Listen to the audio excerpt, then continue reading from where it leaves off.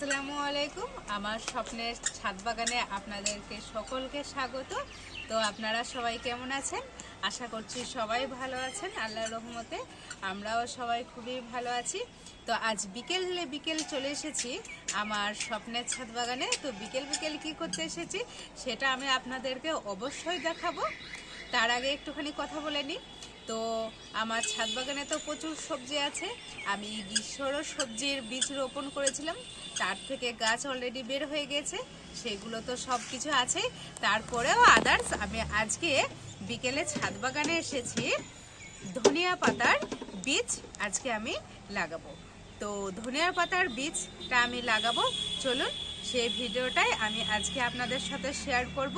আপনারা কিভাবে লাগাবেন ধনিয়ার পাতার বীজ সেটা সম্পূর্ণ এই ভিডিওতে আমি আপনাদের সাথে শেয়ার করব।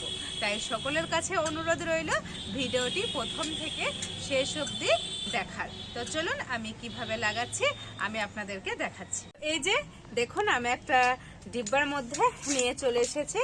আর এই যে দেখতে পাচ্ছেন একটা কাপড়ের মধ্যে আমি ধনিয়ার বীজটাকে জড়িয়ে রেখে দিয়েছি একদিনের জন্য। আর আমি একদিন পানিতে ভিজিয়ে রেখেছিলাম। তো আপনারা অবশ্যই ধনিয়া বীজ বলেন, তারপরে পালং শাক বলেন, যাই আপনারা লাগাবেন একদিন আপনারা পানিতে ভিজিয়ে রাখবেন। তো এই যে দেখুন, আমি ভিজিয়ে রেখে এই যে একটা কাপড়ের মধ্যে আমি জড়িয়ে রেখেছিলাম। তো বীজগুলো দেখুন কত সুন্দর সফট হয়ে গেছে আর একেবারে পারফেক্ট হয়েছে লাগানোর জন্য। তো চলুন আপনারা যারাই ধনিয়ার বীজ লাগাবেন তারা অবশ্যই কিন্তু অন্তত একদিন ভিজিয়ে রাখবেন, হাতে সময় না থাকলে অন্তত একদিন। তারপরে আপনারা একটা কাপড়ের সাহায্যে জড়িয়ে এইভাবে পানি ঝরিয়ে রেখে দিবেন। তারপরে আপনারা ধনিয়ার বীজটা লাগালে কি হবে বলুন তো, খুবই তাড়াতাড়ি আপনার গাছ বেরোতে সাহায্য করবে এই ভিজিয়ে রাখলে। আর আপনারা যদি ভিজিয়ে না রেখে এমনি ডাইরেক্ট মাটিতে ফেলে দেন তাও হবে, গাছ বের হবে, কিন্তু একটু লেট হবে। সেক্ষেত্রে আপনারা ভিজিয়ে রেখে মাটিতে ছড়িয়ে দেবেন, দেখবেন খুব সহজেই কিন্তু তাড়াতাড়ি বের হয়ে যাবে। তো চলুন আমি এটা একটা ডিব্বার মধ্যে রেখে দিই। তো এই যে দেখতে পাচ্ছেন এইটুকু লাগালে কিন্তু আমার যথেষ্ট হয়ে যাবে, এতে কিন্তু প্রচুর গাছ বের হয়ে যাবে। যা বীজ আপনারা দেখলেন এই ছোট একটা ক্যারেটে কিন্তু হবে না, এখনো আমার 2-3টে ক্যারেট চাই, তবেই কিন্তু হবে। যতগুলো বীজ আছে 3-4টা ক্যারেট লেগে যাবে লাগানোর জন্য। আর এই যে ক্যারেটটা দেখতে পাচ্ছেন এখানে কিন্তু আমার করলার গাছ লাগানো ছিল, যেখানে আমার লাউ কুমড়ো লাগানো ছিল সেখানে করলার গাছটা আপনারা অবশ্যই দেখেছেন। সেই করলা গাছটা আমি কেটে ফেলে দিয়েছি। এবার এই মাটিতেই আমি কিন্তু এই ধনিয়ার বীজটা লাগাবো। তো মাটি যেহেতু আমার দেখে মনে হচ্ছে, এই যে দেখতে পাচ্ছেন এখনো কিন্তু সার হয়ে আছে, কিন্তু যেহেতু একটা গাছ লাগানো ছিল আমার, সেজন্য আমি আর একটু কিছু সার প্রয়োগ করব এই মাটিতে। তো সার প্রয়োগ করার আগে কি করব, আমি মাটিটা সুন্দরভাবে খুঁড়ে নিই বীজ ছড়ানোর জন্য। তো এই যে দেখতেই পাচ্ছেন আমি কিন্তু সুন্দর করে পুরো ক্যারেটের মাটিটা কিন্তু দেখেন আমি কিন্তু ভালোভাবে খুঁড়ে নিয়েছি। এই যে দেখুন একেবারে ঝুরঝুরা করে নিয়েছি। তো এর সাথে আমি কি করব, কিছুটা ভার্মি কম্পোস্ট আমি মিক্স করব এই মাটির সাথে। তো এই যে কিছুটা ভার্মি কম্পোস্ট আমি মিক্স করব মাটির সাথে। তো এই যে দেখতে পাচ্ছেন কিছুটা ভার্মি কম্পোস্ট মিক্স করব। তো এই যে এইটুকু ভার্মি কম্পোস্ট আমি মিক্স করব মাটির সাথে।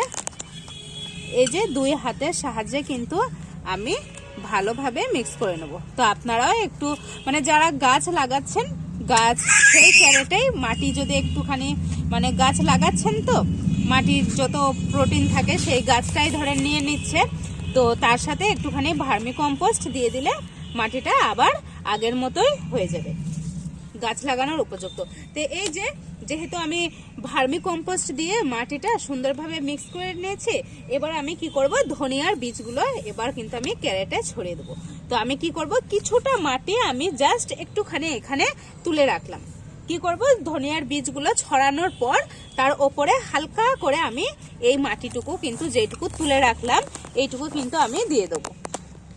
আর আমার ছেলে খুবই দুষ্টামি করছে, ও মাটি লাড়তে খুবই পছন্দ করে, মানে আমি কোনো কাজ করলে ছাদে আর ওর আব্বু কোনো কাজ করলে ও চলে আসবে কাজ করতে। তো এই যে দেখুন আমি হাতের সাহায্যে মাটিটাকে কিন্তু সুন্দর করে সেট করে নিয়েছি। এবার আমি বীজগুলো সুন্দর করে ক্যারেটে ছড়িয়ে দেবো। তো এই যে ধনের পাতা দেখুন বীজগুলো আমি কিন্তু ডিব্বায় নিয়ে নিয়েছি। আমি কিন্তু খুবই বেশি দেবো না, এটা যেহেতু ছোট ক্যারেট। দেখুন যত সামান্য এই যে এইটুকু কিন্তু দিলে এই ক্যারেটটাতে আমার কিন্তু একবারে সম্পূর্ণ হয়ে যাবে। আর এইটুকু রাখলাম, এগুলো আমি কিন্তু অন্যান্য ক্যারেটে বা যেখানে আমার ধনিয়ার পাতা লাগানো আছে তার সাইডে একটুখানি জায়গা ফাঁকা আছে, ওখানে কিন্তু আমি এগুলো আবার লাগিয়ে দেবো। তো এই যে দেখুন এবার আমি সুন্দর করে হাতের সাহায্যে কিন্তু এইভাবে আপনারা ছড়িয়ে দেবেন। আপনারা কিন্তু এক জায়গায় ছড়াবেন না, জায়েব দুষ্টামি করো না। আর আমার ছেলে দুষ্টামি করেই যাচ্ছে। তো আপনারা এক জায়গায় ছড়িয়ে দিলে কি হবে, গাছ এক জায়গাতেই মানে বেশি হয়ে যাবে। তো আপনারা ক্যারেটের চারিদিকে এইভাবে সুন্দর করে ছড়িয়ে দেবেন। তো আপনারা দেখুন এই যে দেখুন কত সুন্দরভাবে কিন্তু ক্যারেটে আমার পুরো ক্যারেটে দেখুন আমি কিন্তু ছড়িয়ে নিয়েছি। এবার কি করব, এর ওপরে আমি হালকা করে জাস্ট একটুখানি মাটি দিয়ে দেবো। আর আপনাদের ধনের পাতায় কি বলেন তো বেশি মাটির প্রয়োজন হয় না, সেজন্য আমি এই যে একটা ছোট ক্যারেটেই দিয়েছি।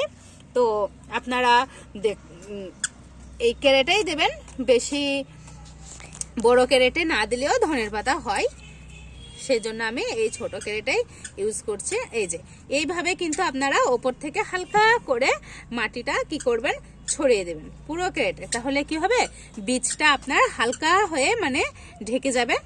আর পানি দিলে মানে বীজগুলো মানে ওপরে ভেসে উঠবে না। হালকা করে মাটি দিয়ে দিলে আপনার মাটিতে চাপা পড়ে যাবে, বের হতেও কিন্তু দেখবেন খুব তাড়াতাড়ি সহজেই কিন্তু বের হয়ে যাবে। তো এইভাবে এই যে দেখছেন পুরো মাটিটাই কিন্তু আমি হালকা করে গাছে দেখুন ছড়িয়ে দিলাম। এইভাবে হাতের সাহায্যে এবার হালকা করে আমি ভালোভাবে সেট করে দেবো। এরপর আমি কি করব, লাগানো যেহেতু আমার কমপ্লিট হয়ে গেছে, এবার আমি কি করব এটাতে হালকা করে একটু জাস্ট ওপরে আমি হাতের সাহায্যে একটুখানি ছিপছিপ করে পানি দিয়ে দেবো। মানে বৃষ্টির পানি যেভাবে পড়ে ওইভাবেই কিন্তু হাতের সাহায্যে আমি আলতো আলতো করে পানি দিয়ে নেবো। তো চলুন লাগানো আমার কমপ্লিট, এবার আমি পানি দিয়ে নেবো সুন্দর করে। তাহলেই কিন্তু আমার ধনের বীজ লাগানো একেবারেই কমপ্লিট হয়ে যাবে। এই যে আমি পানি নিয়ে চলে এসেছি। এবার দেখুন লাগানো আমার কমপ্লিট হয়ে গেছে।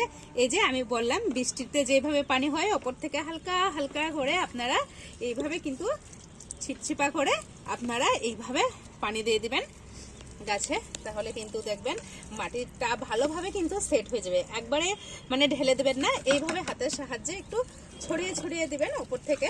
তাহলে দেখবেন মাটিটা সুন্দরভাবে কিন্তু সেট হয়ে যাবে বীজের সাথে।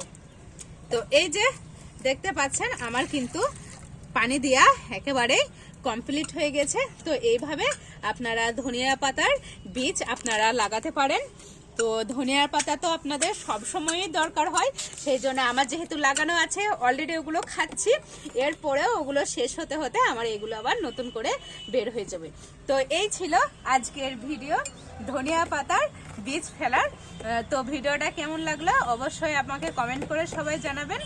আর যারা আমার চ্যানেলে নতুন তারা অবশ্যই এই রকম ইন্টারেস্টিং মানে ভিডিও পেতে আমার চ্যানেলটাকে অবশ্যই সাবস্ক্রাইব করে আমার পাশে থাকবেন। তো আজকের মতো এখানেই শেষ করছি, টাটা।